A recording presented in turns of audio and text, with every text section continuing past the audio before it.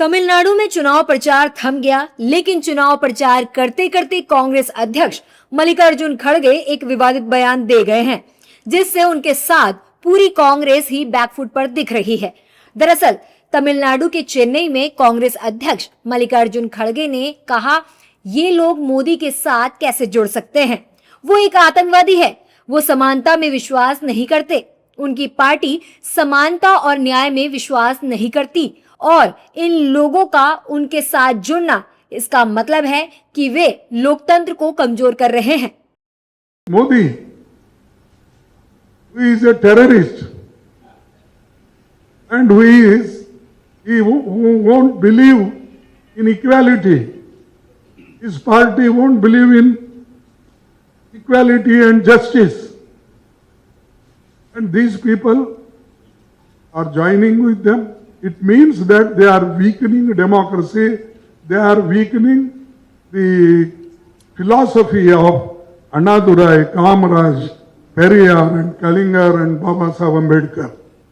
मल्लिकार्जुन खड़गे के इस बयान के बाद बीजेपी बौखला गई है।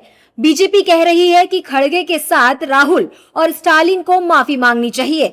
ऐसे कैसे इतना बड़ा बयान वो दे सकते हैं? I strongly condemn Mr. Kharge's statement. I demand an apology from both the partners, Rahul Gandhi and M.K. Stalin, for this downright insult of the people of India. They have not only insulted Prime Minister Narendra Modi, who is elected by all of us, who is the leader of the world's biggest democracy, the mother of all democracies, but they have insulted 140 crore Indians. Terrorist बोला किसको? मोदी को।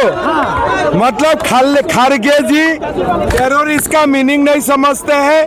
कांग्रेस का अंदर में ही terrorist लोग बैठा हुआ है। देखिए, देश के चुने हुए प्रधानमंत्री हैं। 140 करोड़ के देश में तीसरी बार जनता के मैंडेट से जीते हुए प्रधानमंत्री हैं। और कांग्रेस पार्टी जिस तरह की भाषा उनके नेता जो हैं राहुल गांधी वही शुरुआत करते हैं, जिस तरह की गाली गलौज की भाषा और जिस तरह की भाषा आदरणीय प्रधानमंत्री जी को लेकर के बोलते रहे, देश की जनता सब देख रही है। और इस तरह की भाषा जो बोल रहे हैं, आज जो कांग्रेस गर्त में गया है, बिहार में हाल ये है उसका नाम लेवा कोई नहीं बचा। तो इसलिए जो लोग जो जिस तरह की भाषा का प्रयोग कर रहे हैं, अगर उन्होंने कहा इस तरह की भाषा, तो ये बिल्कुल इसको कंडेम करते हैं।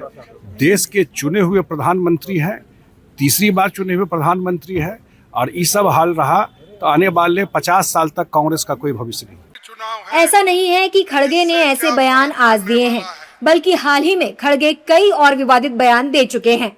अप्रैल 2026 में ही खड़गे ने गुजरातियों को अनपढ़ कहा। इससे पहले अप्रैल में ही खड़गे ने पीएम मोदी पर हमला करते हुए कहा था कि तेरी 56 इंच की छाती लेकर हम क्या करें, देश में सुकून रखो मोदी। वहीं अप्रैल 2023 में खड़गे ने पीएम मोदी को जहरीला सांप बता दिया था। इन बयानों के अलावा भी खड़गे कई बार पीएम मोदी पर विवादित बयान दे चुके हैं।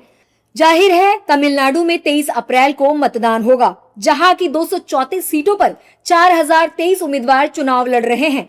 और अब मल्लिकार्जुन खड़गे के इस बयान ने सियासी पारा बढ़ा दिया है। बीजेपी इस बयान को देश के 140 करोड़ देशवासियों का अपमान बता रही है।